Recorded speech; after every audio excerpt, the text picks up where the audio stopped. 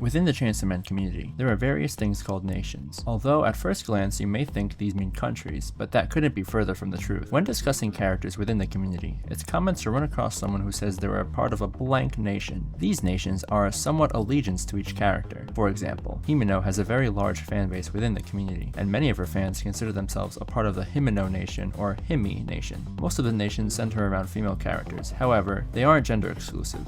Personally, I'm a part of the Makima Nation, but which nation are you a part of? Let me know in the comments.